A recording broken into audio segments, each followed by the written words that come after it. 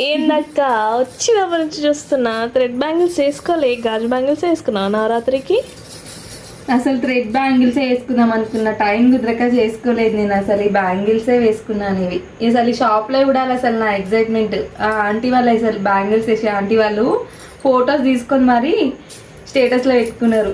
వాళ్ళైతే full happy feel అయినారు నన్ను చూసి.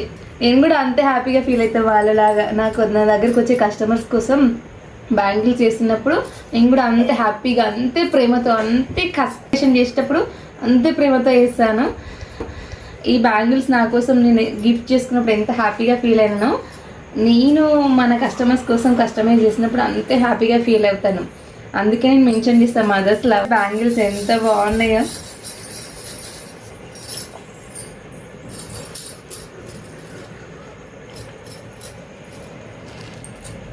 నైస్ నైస్ రా.